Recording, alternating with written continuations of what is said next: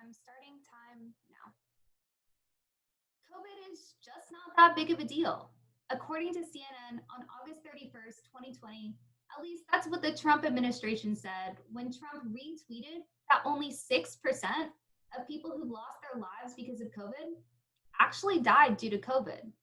CNBC writes earlier today that unfortunately the Trump administration is wrong, and millions of people are being impacted by COVID. Schools in the United States are shutting down, and life as we know it has been changed for who knows how long.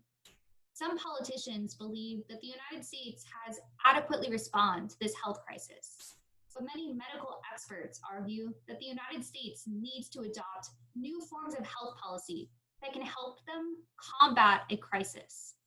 USA Today writes on September 21st, 2020, that potentially if the United States had better health policy, the 200,000 people that have died because of the coronavirus could be saved, which is why we must ask today's question.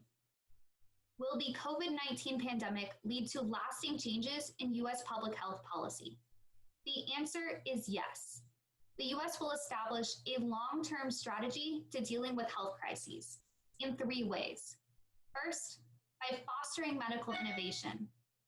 Second, by creating networks of medical professionals who are prepared to respond. And third, by improving public health education in schools' curriculums. The first way that the United States will establish a long-term strategy to dealing with health crises is by fostering medical innovation. The Daily Chronicle writes on July 20th, 2020, that there is an increased incentive for companies to develop and innovate medically. That's because the pandemic has created a financial incentive for companies. They'll likely make a lot of money if they can develop drugs and vaccines right now. And many medical professionals have been calling for years for the United States to develop a process of streamlining vaccines and for creating new drugs that can help respond to things like COVID. So with an increased incentive to innovate, companies are more likely to actually innovate and develop drugs that can save people's lives. The Conversation writes on September 8th, 2020, that during the Civil War, there were a lot of people who were being killed or injured. And so companies began innovating to find ways to save those people's lives or to help remedy their injury.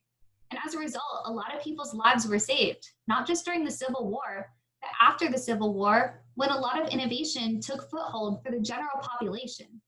If companies begin innovating because the United States is incentivizing them to do so, then the United States will be much more prepared to respond to a global crisis. The second way that the United States will establish a long-term strategy to dealing with health crises is the government will create networks of medical professionals prepared to respond. The Gilmore Health News writes on September 20th, 2020, that medical professionals in the United States have been overworked and hospitals have been understaffed, particularly in hotspots like New York a few months ago or Florida. There's simply not enough medical workers, and those who are working have to work long hours, which can lead to fatigue and make it harder for them to do their jobs. Stat writes on May 19th, 2020, the Democrats have already proposed for the United States to develop a mechanism for contracting people like retired doctors, retired workers, and people of similar professions like the medical workers in the National Guard, who will be prepared should a health crisis break out to begin working at local hospitals or doctor's office to help with the doctor shortages and help so that workers don't have to work incredibly long hours. This sort of policy will help the United States respond when hospitals are overcrowded.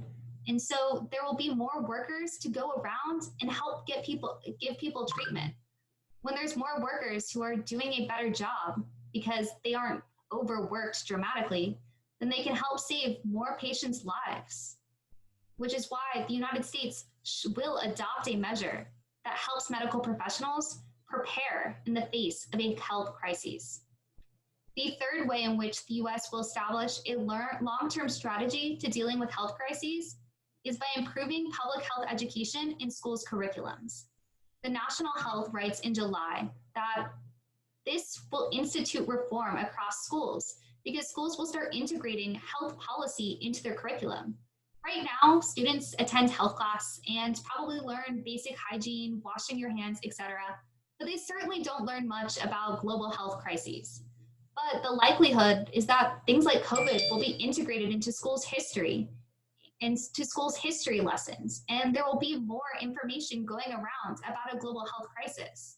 In the long term, this means that people won't forget COVID. They'll learn about the implications of it. They'll learn about the economic consequences, and they'll learn why it's imperative that we act faster in the future.